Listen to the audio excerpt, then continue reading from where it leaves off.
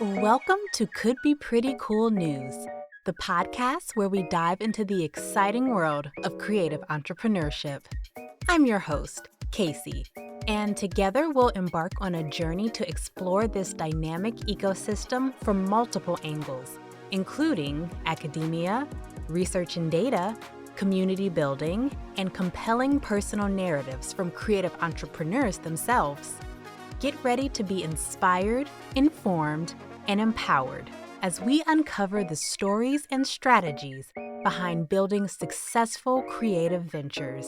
It's time to discover why the world of creative entrepreneurship could be pretty cool. Our conversations today will reveal something profound. Sustainable creativity creates circular systems that honor both ancestral knowledge and innovative solutions. Whether utilizing traditional ecological wisdom to power homes with renewable energy or transforming discarded art supplies into stepping stones for emerging artists, both stories demonstrate how creativity can solve multiple challenges at once. First, we travel to South Dakota to meet Tamara Stands and Looks Back, founder of Lakota Women Business and the Lakota Women Initiative. Through her work empowering Indigenous women entrepreneurs and developing sustainable housing solutions, Tamara bridges traditional Lakota values with cutting-edge renewable energy technology. Her journey from witnessing an elder's death due to unaffordable heating costs to creating solar-powered solutions for her community shows how personal calling can transform into systemic change. Thank you so much for being here today. Very excited about just talking to you. To start off, would it be possible for you to introduce Lakota culture to us? You are a member of the Sikangu Lakota tribe. And I would love if you could start by telling us a bit about your culture and what it means to you. Okay, thank you for having me. I really appreciate it. It's such a great honor to be a part of your show. My name is Tamara Stands and Looks Back. I am from the Stands and Looks Back Teoshpai, part of the Sichangu Lakota Oyate. And the Sichangu Lakota, also known as the Burnt Thigh people. We are one of the 7 bands of the Lakota, Nakota, Dakota Oyate, which are the dialects of the Lakota people. We are part of the greater Ocheti Shakoni, which is known as the 7 Council Fires, which includes the Sichkangu. Specifically, we are from the southern branch of the Lakota that are traditionally based in what is now south central part of South Dakota on the Rosebud Sioux Reservation. Okay, so you do a lot, and I would love for you to tell us a little bit about your organization, the Lakota Women Business, and the work that LWB does. I am an entrepreneur, love hearing about the ways that entrepreneurship can be so nuanced amongst different places and people. Yes, a bit about Lakota Women Business, a woman-owned, hub-zone certified company based on the Rosebud Sioux Reservation, primarily focused on project management and the promotion of Native American arts and crafts. Our work bridges cultural knowledge and economic development. It's beyond a business. It's actually rooted in service, empowering Indigenous women and communities to proclaim self sufficiency, preservation of culture, and engage in sustainable solutions that align with our Lakota values. Lakota Women Business also has, as the founder and owner of both organizations, we are a limited liability company. We're faced with a lot of challenges. A lot of people wanted to contribute to the tribe or contribute to our people on a grassroots level. And they really didn't want to reach out to the tribes because they felt that their finances or their needs weren't going to get met through the tribe. So, Lakota Women Initiative, which is a non for profit arm, we decided to go ahead and form that. So we do have a 501(c)(3) located on the Rosebud Sioux Reservation. And it's very new. We've only been in existence a few months. And so we're just getting the board going, getting everything starting up. It's focused on education, community outreach, and sustainability. especially in renewable energy, green building, and youth engagement. As the founder and director, I guide both organizations to uplift tribal communities through cultural grounded solutions and capacity building. And our first project we have is an earthen block home, which I've ordered from India. Our machine is going to be coming and we're going to start training on how to build. We've gone from a large scale, 1,000 square foot earthen block house powered up with solar with a 200 square foot greenhouse attached for hydroponic gardening. Living in rural areas, we are very challenged with the harshness of winters and the storms that come in. At this point, we're reaching out to Unshimaka, Mother Earth, to ask to utilize the earth, where once before, as Lakota people, we utilized the buffalo for our robes for our teepees. So, a teepee is our home, and reaching out to the earth to build a sustainable home is where we're at in the future, especially as climate changes. How do we meet that change as it's coming into the future? And so the first project will be an earthen block house. Of course, we had to narrow it down because of the funding and the resources to actually build a tiny house. One of our first projects is going to be building a little chapel alongside the highway so that travelers can stop and pray. So you have two separate organizations, and your LLC is focused on empowering Lakota women to pursue entrepreneurship through traditional arts and crafts. Is that Yes. correct? Yes, that is correct. We're like a show me tribe. I think Indigenous people, you really have to show them before they'll bond, get the idea. As a teacher, my degree is in Lakota history and culture and language.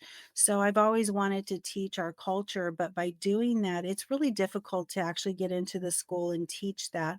But I've always been a businesswoman. So, how do I merge the two? One of the things we have challenging here is we're faced with the economic hardships of poverty and unemployment.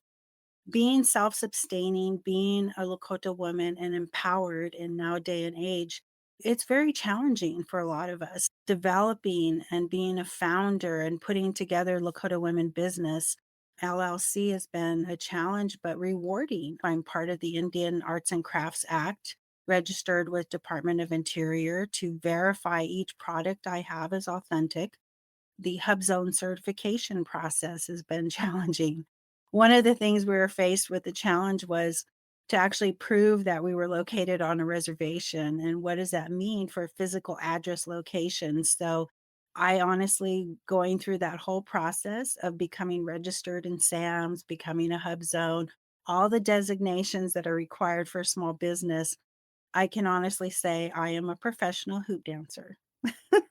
This is going off the rails in the best possible way because for a lot of us who get into business formally, like knowing, how to register this license, how to, like you said, your SAMS number, your DUNS, get your credit and all this kind of stuff. Um, I would love to know more about the types of arts and crafts. You said you have to go through a process to make sure that all the products you produce are certified. Now, this is something I've never within arts and within like arts. You hear about food certification and things like that. What does that look like? What is that process like? That process was founded years ago, back in the 1990s. There was a lot of Native American arts and crafters that their product was being manufactured overseas and abroad. And so, to give the authenticity of Native American, real authentic Native American arts and crafts, the Indian Arts and Crafts Act was formed. And the Indian Arts and Crafts, if you're registered through them, through the Department of Interior, you're basically saying out there to the artist, to the buyer, to the person who wants to collect the Indian art, that I am authentic. I am a registered, federally recognized tribal member, and I am selling my goods, my art through these certifications and designations. I provide a certificate of authenticity and it has my tribal enrollment and I sign it and I date it. That way, the person who's buying it knows that they're getting something real and authentic, not something made in a foreign country. Fascinating. Can you tell us some of the types of art that the women in your program sell? Is it fashion? Is it functional art? What are some of the types of things that they produce?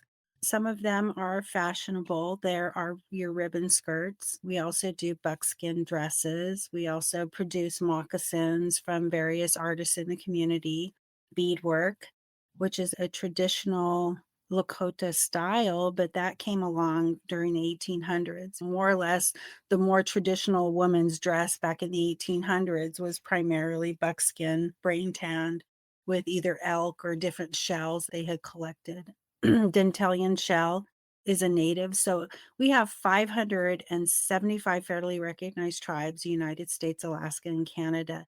Each tribe having their very unique language, their very unique culture. They also have their own traditional wares of dress and based on the regions that they're from. Ceremonial dress. They also have their social dress and then their powwow regalia dress is what you would see now today in a lot of the dance performances. So arts and crafts is something that's a very unique talent coming from each individual tribe. But it's also as a Native American artist reaching out, expanding their mind and utilizing their cultural heritage, their teachings, something that they're creating, like even a song. A lot of spiritual leaders have songs gifted by the creator. It's something that they learned, that is something in them that was given to them. So a lot of songs are not recorded, a lot of prayers are not recorded. So there's a whole different teachings along with arts and crafts and culture. Some things we don't sell and because it has a real spiritual significant cultural meaning. Then there are some things that we do sell because of economic opportunities or having to sustain ourselves financially. We all have bills to pay at the end of the month. So, how do we do that?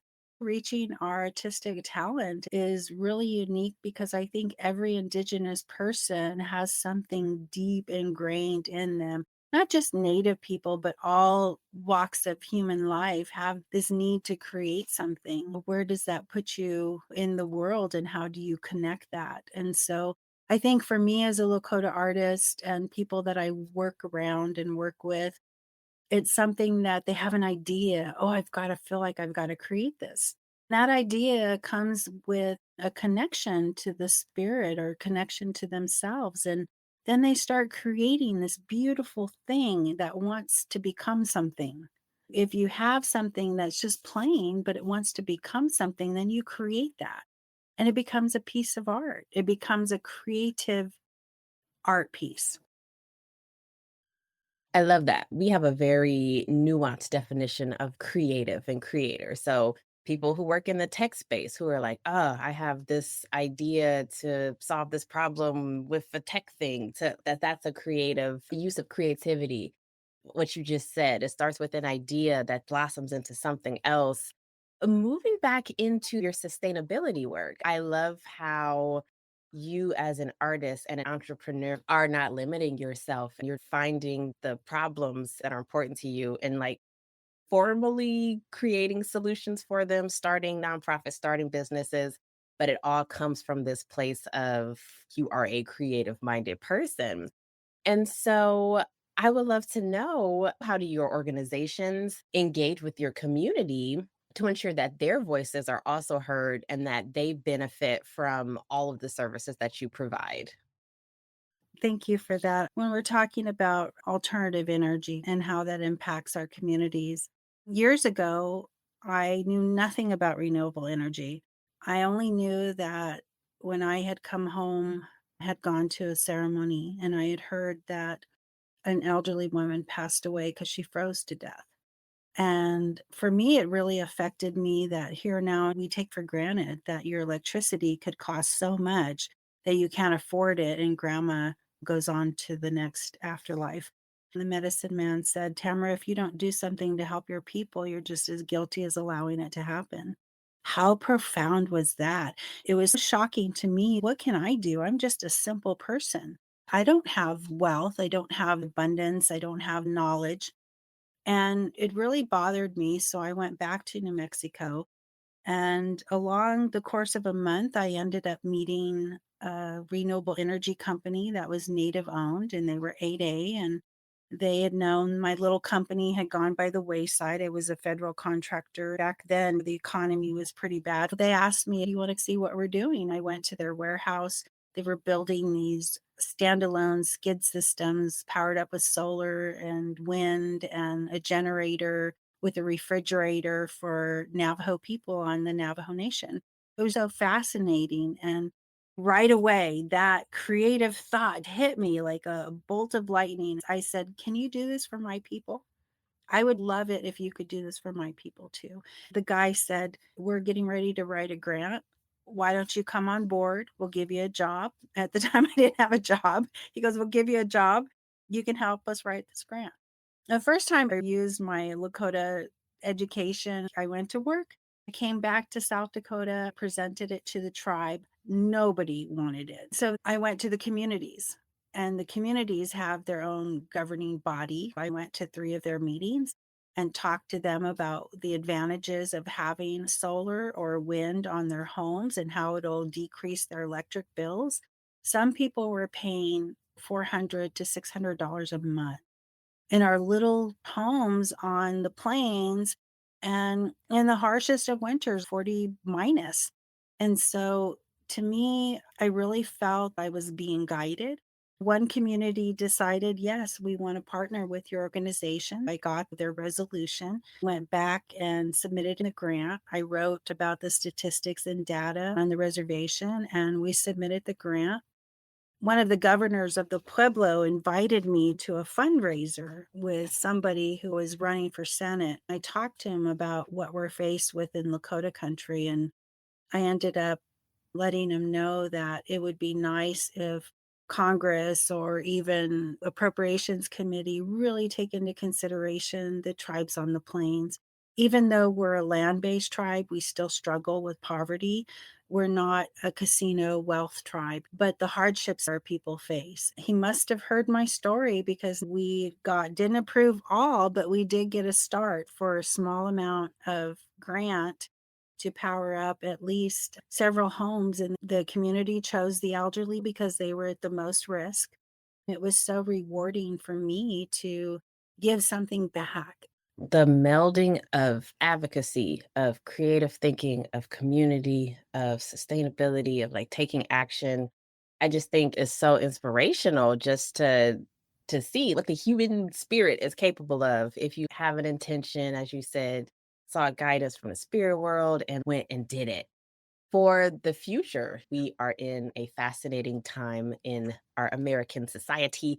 Looking towards the future, what are some of the key areas, in your opinion, that need continued attention or innovation to advance both energy and economic justice for tribal communities in the United States? Oh, that's a really great question. I think in the future for tribal communities, we need stronger investment in tribal led energy projects, culturally informed policy reform, and streamline land processes. And what does that mean is that there's such a as tribal people, we become the masters at internalized oppression and oppress ourselves due to lack of education or knowledge. That land process needs to be opened up to allow success of renewable energy projects. Innovation, be community driven, combining traditional ecological knowledge and new technologies, like the projects we incorporated with our Lakota values into new technology. It was interesting because my senior project was based on the grant, and then also our creation stories and how they tie and how we utilize the gifts of the Father to protect the gifts of the Son. With our wind technology, we're utilizing the wind, which is one of our deities as Lakota people. I think there's a combination with all of them that need to exist to be more respectful to our involvement as humanity and as human beings walking on this earth. So you said your senior project was based on creation stories and how they should influence real solutions for today, I would love to dig into that because I think sometimes, especially with arts education in the States, the teaching of arts and culture and the cultural significance of the arts is always just an extra little afterthought.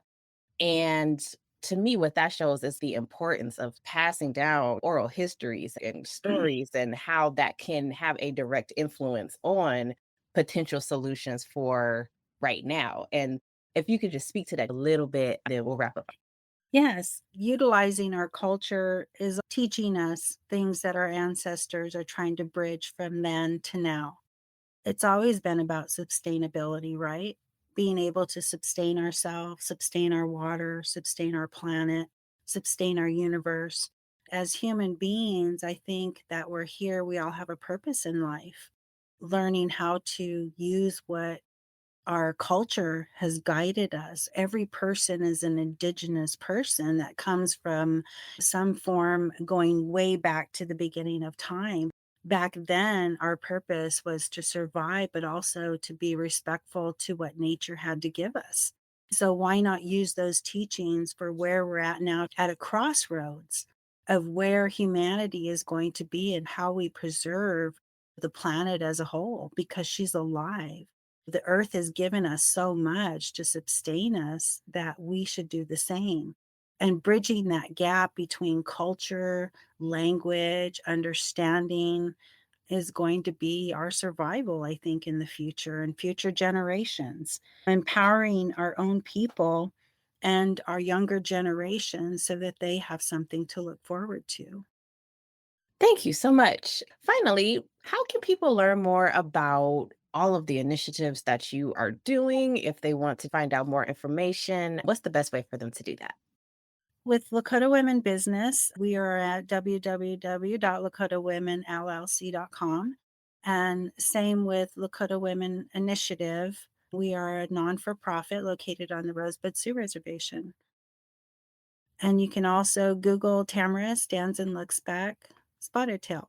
We also have that information on the internet as well. I've seen the struggles our Sicangu Lakota people face today, and I've also seen our strength. We come from a long line of warriors and visionaries way back to the beginning of time. I believe in the power of prayer, persistence, and community. Every day I'm reminded that we're still here and we're still rising, which gives me hope and continues to encourage me to move forward in a positive direction in life. Thank you for having me on the show, and I really appreciate each and every one of you. Wopila pilamiae means thank you in Lakota.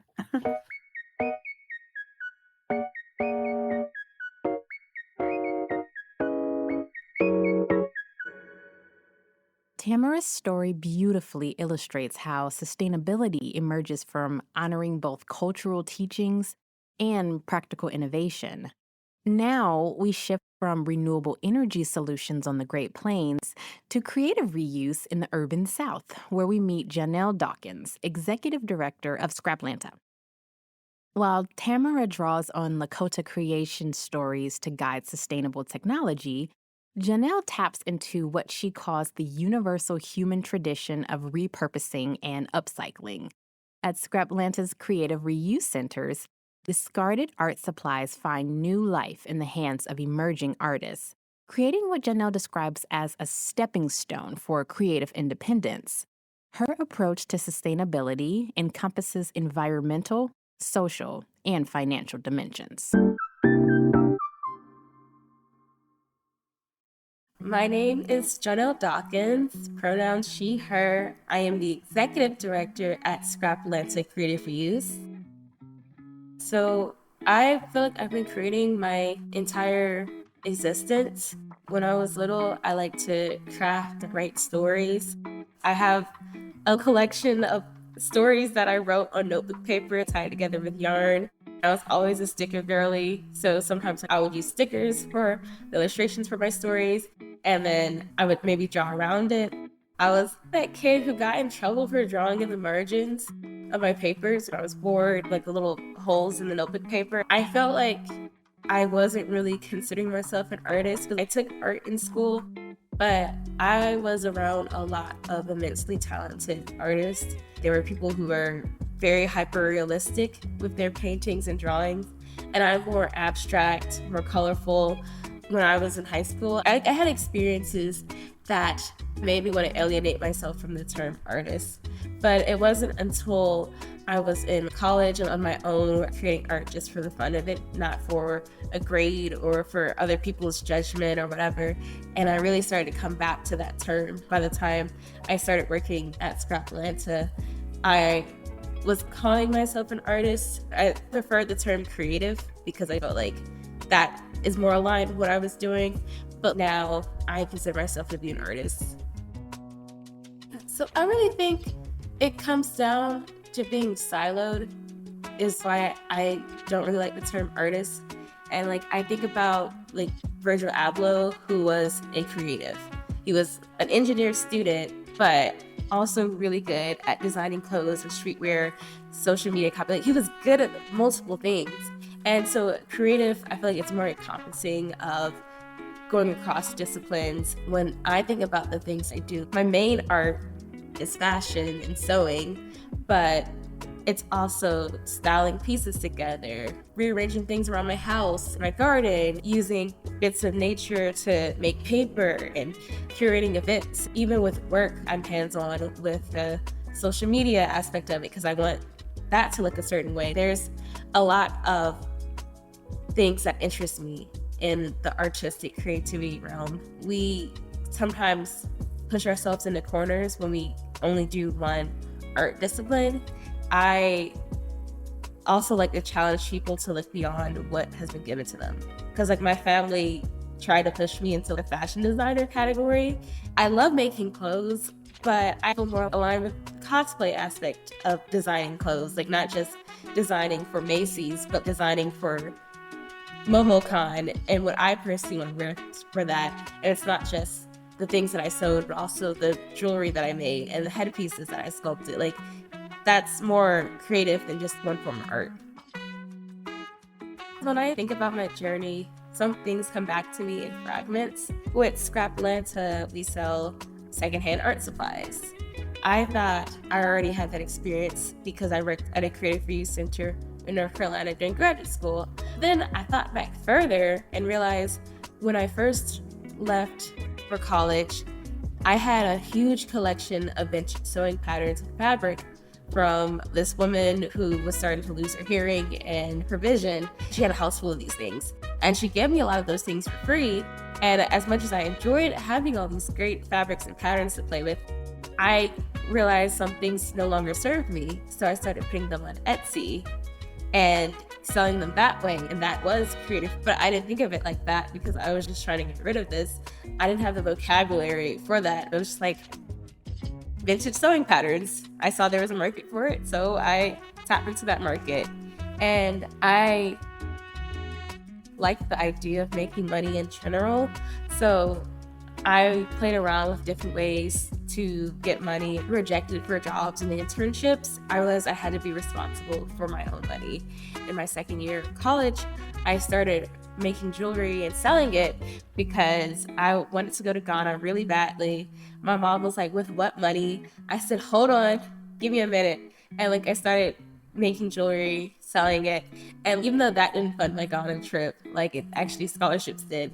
But to me, it was just so much fun to spend my time making jewelry. I was already working another job, like at a warehouse. And so like when I get off of work at the warehouse, I could go and make jewelry or relaxing with my friends or in between studying. I was making money on top of my warehouse job. And so for me, that was my fun money. I've always been interested in trying to have multiple streams of income so I could have money for things I needed to do and things I wanted to do. Jewelry became a way for me to buy more craft supplies or give back to causes that I cared about. That was really fun for me in my entrepreneurial journey. And so going into my time at Scrap Atlanta, I came along when Scrap Atlanta was in hiatus because of COVID. They had started way back in 2011, and it was a program under another nonprofit After about 7 years, they had enough momentum to become their own entity. That was 2018. They had a couple of pop-ups where they were selling art supplies and doing programs with teachers, and then COVID happened. Everything stopped because a lot of nonprofits, when they're started by volunteers, there's like a lot of energy behind it in the beginning, but at a certain point you need to hire people because they were burnt out and they were tired. So when I emerged from graduate school, I had done my research and I wanted to come back home to Atlanta and do creative reuse there because I had built up my experience in North Carolina. I connected with Scraplanet's founders a couple of months after I got my MBA, and they were like, yes, we need an executive director. Here's the job. And I was like, okay. I walked in with the confidence saying, yes, I can run this Creative Reuse Center. And I learned a lot along the way because my background is in corporate. The fashion merchandising degree I got was designed to make you a corporate buyer. It wasn't designed to make you go into the nonprofit world and start something so amazing.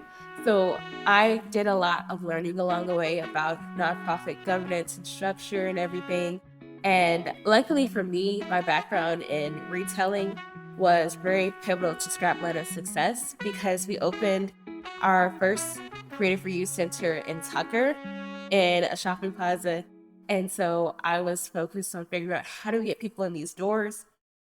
When I started, our core demographic was teachers and toddler moms who are really wonderful and great people. They need art supplies. But I'm like, I feel like there's people that we're not reaching out to. And because I'm not a teacher or a toddler mom, but I like to make art and save money. Millennials and zillennials, like we want to interact with more people. So I made sure that Scraplanet's education program was sliding scale and accessible to the community. More people could come together and craft, and it's really grown into this wonderful and amazing thing. So now we don't just have our Tucker location, we also have our location in the Dare Park because I was looking at the map, craft supply stores in Atlanta, and there's nothing south of I-20. And I'm like, this is a disservice to the creative and wonderful community of the West End. It was a disservice to me because I had moved down south to Riverdale. So I'm like, I need craft supplies south of 20. I don't want to go all the way up to Decatur and Tucker for that. As a culture, as Black people, we have always been repurposing and upcycling things. It's something prevalent in all cultures since the beginning of time because we didn't have mass manufacturing. We always had to reuse things. Growing up, I think I just mainly use the term upcycling. Like, I didn't really have a term around it. I was just like, I went to a public school. We didn't have a lot of money for art palettes, so we used styrofoam egg cartons to keep our paints stable. I didn't have time and money to go to Michael's all the time, so sometimes I cut up cereal boxes to do things. So that was already something I was doing, but it wasn't until I went to North Carolina and I found a secondhand art supply store. I said, great, are there more of these? When I Googled them, Creative Reuse Centers came up. And so I was like, I'm not familiar with this term, but apparently it is widely popular and accepted. That's why now creative reuse has been a term used to describe what type of organizations we are, because there's probably about 50 or 60 creative reuse centers nationwide. But when I was trying to market Scraplaneta to the community, saying a creative reuse center was like kind of like lofty jargon for people who hadn't already been to one. So for the most part, I just say art supply store, and that people get that faster than creative reuse. I hate to brag, but in a way I did put creative reuse on the map. I had to fight the city of Tucker just so we could get our address available. Of all of the creative reuse centers, when I was getting started, I think I might have been the youngest at the time. One thing that was unique about me starting at Scraplaneta was that we were the only creative reuse center in the Atlanta market. There is one in Savannah called Starlandia. They don't go by the term creative reuse center, but that was the only model that Georgia had for it. When I was in North Carolina, there were about 3 other ones. Even South Carolina has 3, Virginia has almost 11, Tennessee has 2 in Nashville. All these other states had it, but in Metro Atlanta, it wasn't happening for several factors. When I started, I said, I need to make this big because I run off of spite. Also, nobody knew what I was doing. I moved back home and I was with my parents and I was trying to tell them what I was doing. The store wasn't open. My grandparents were like, do you have a boss? What are you doing? And I'm like, I am the boss. It's me. And a lot of other creative youth centers usually have 2 or 3 directors. There's more people around. By the time I started, my founders were tired, understandably, because of how much work they put in. One had moved to South Carolina. The other had started a goat cheese farm. They had other things going on. I was really putting in the work and breathing so much life into this organization. Like, I was making TikToks. I was contacting people to be like, let me tell you about my thing. And a lot of people just did not get it. There were people who were like, good luck, little girl, have fun. And I was like, okay, give me a minute. Let me open this store. Let me open another store. Let me raise money. Made a lot of noise because not only do I believe in Scrap Atlanta, I believe in the Creative for Use movement. I was contacting other Creative for Use centers and their executive directors and trying to learn from them. Once I had left North Carolina and came back to Atlanta, I took a road trip from Atlanta to San Antonio and visited as many Creative for Use centers as I could. And I talked to them and I said, hey, I'm trying to do this thing in Atlanta. Let me learn from you. I was even pulling sales associates aside to be like, you guys matter. What do you think? Because I remember my position when I was in North Carolina and I was a sales associate and a sales floor manager at the Creative for Use Center, and my opinion wasn't being heard, but I was so pivotal to what was happening. So I'm like, okay, let me learn from everybody in the organization, not just who's at the top, and seeing what can I do? How can I make this happen? I love the city. It has surprised me in terms of what people will donate and what people won't donate, but we're growing and it's just been amazing to see how we've been able to grow in this market. The sustainability movement affects everything that I do. Going back on my journey, when I realized I didn't want to do fashion design and I wanted to understand the business of fashion more, I also wanted to make the industry more sustainable, and I wanted to figure out how can I work on business development. Especially in the fashion industry, you hear about women and children being exploited to make our clothing. If we shut down these factories where these women and children are working on these terrible conditions, they still have the skill of being able to construct garments. And it's not a matter of them not ever sewing again in their lives. It's about if they have the skill of being able to actually build a fruitful life off of it. Was at Scrap Atlanta and looking around and thinking about the impact we can make. I was thinking about how what we do is we remove barriers for artists and creatives to build financial independence, which is actually another part of the triple bottom line of sustainability. Because a lot of times we think about sustainability, we just think about the environment. But there's also a social and financial component of it, where if people have the means to survive and take care of themselves, they are healthier and using less resources.